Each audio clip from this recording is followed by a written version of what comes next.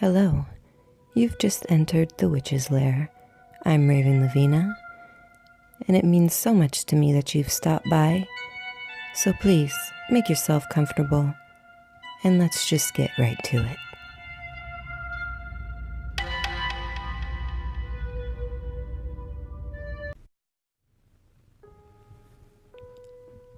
Carrie and I met about 16 years ago, late 2001 I think, at a church picnic.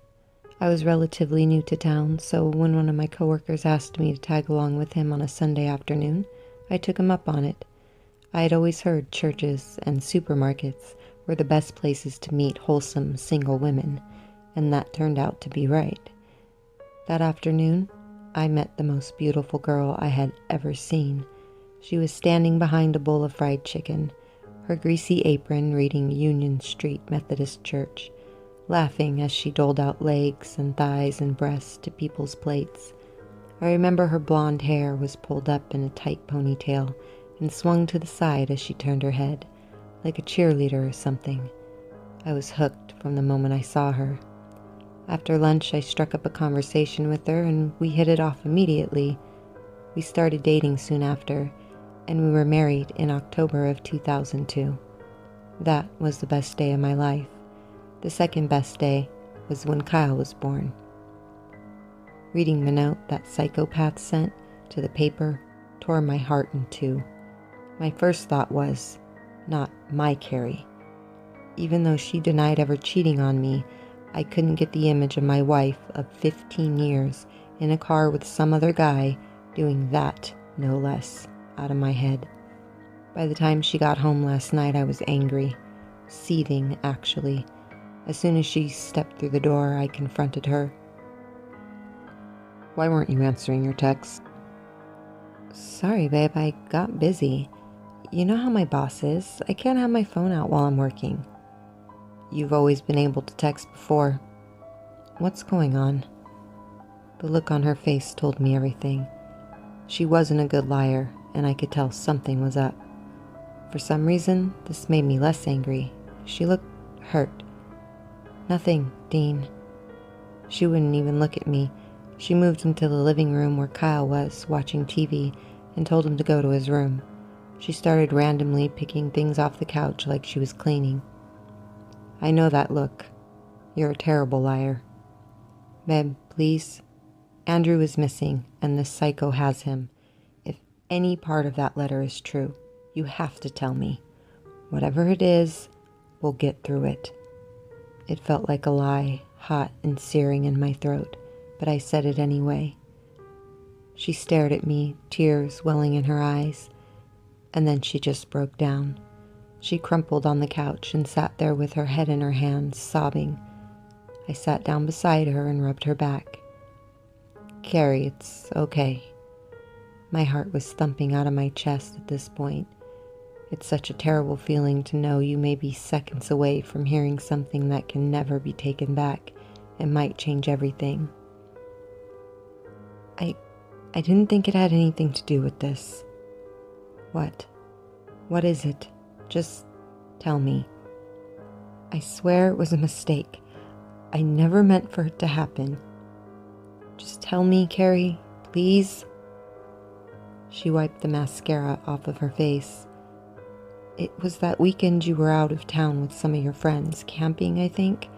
It was so long ago, 8 or 9 years. I remember. I'd gotten together with some college buddies, which didn't happen very often.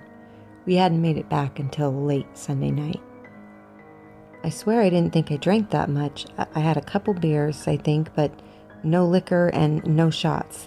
And there was this guy there, and what, Carrie? She looked at me, finally. Don't make me say it. It's true? Oh, God, I'm so sorry. I remember sitting at the bar next to Jenny, and a guy coming up and talking to us. Next thing I remember is sitting in his car in that parking lot by the river. I couldn't remember how I got there. I was so ashamed. I swear we didn't have sex. He wanted to, but I said no. I'm tearing up by this point, holding back anger. Just some random guy. in a parking lot. Jesus Christ. I'm trying to understand, Carrie. I know it doesn't make any sense. I don't know what happened. I've never done anything like that before. And no, not random. That's the fucked up part about all of this. I met him at the church. At church? Our church? That Friday was a service day. We were going to Gentle Hills, the nursing home on Silver, to visit the residents. The youth group does this thing called clowning, where they dress up as clowns and paint their faces and bring balloons to the nursing home residents who can't get out. They absolutely love it. I brought the idea to the adult Sunday school class, and they wanted to do it too. When we met at the church, that guy was there. I'd never noticed him at church, but I assumed he was just someone's friend. Dean? I was speechless by this point, tears rolling down my face, devastated. But I didn't have to tell her that. She knew. I'm so sorry. Did he tell you his name? Ray, I think. If he told me his last name, I don't remember. Dean, I know what you're thinking. It couldn't be the same guy. He was just a normal guy. Jeans, button-down shirt, clean cut. He seemed pretty drunk, but otherwise he seemed normal. I think he said he was an accountant. He did make some joke about us making good-looking children together, but I just chalked it up to him trying to tell me I was pretty. I think I joked about not wanting to ever have kids. That was obviously before we had Kyle. Maybe this psycho saw us somehow. Maybe he was out there by the river. I don't know. Have you seen this guy since then? She looked like she didn't want to answer. Carrie. He called me the next day. I guess I'd given him my number. He said he wanted to see me again, that he was in love with me. I was so ashamed. I didn't know what to say. I just hung the phone up on him, blocked his number. I swear I never saw him again. I just wanted to forget about it. Never. Never seen him again. I haven't seen or heard from him since. I swear to God. She turned to face me. Dean, I'm so sorry. I don't have any excuse for what happened. I guess I drank more than I should have, and I made a terrible mistake. I know I've ruined everything, and now all this with the kids. Please, babe. I got up right then and left her on the couch, sobbing. If I would have said anything, it would have been it's over. But I couldn't bring myself to say that either. I loved Carrie, still do. But I knew I had to get away from her, for a little while at least. I blamed her for not telling me about what happened as soon as we got the first note from Kyle, even though there really was no reason for her to think the two things were related. I went in Kyle's room and sat down on his bed. He was on the floor, playing with some figurines. When he saw me sit down, he looked up and asked me if the bad man was coming to get him. Is that why Mommy's crying? I got down on the floor and hugged him close. I hadn't told him about Andrew yet. Wasn't sure if I ever would. No, I won't let that happen, buddy. Not ever. Understand? I'm your dad, and my job is to protect you, and that's what I'm going to do. I promise. I hope he believed me. I didn't talk to Carrie for the rest of the night.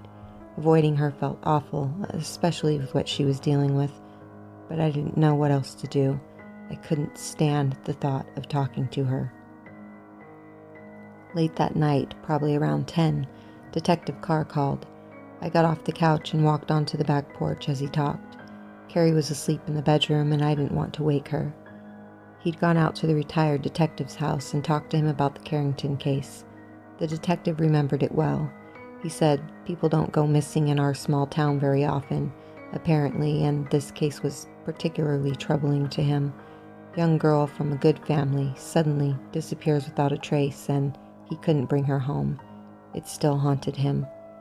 He confirmed the information Carr found on the missing persons report. Suzanne was last seen at the 24-hour gym.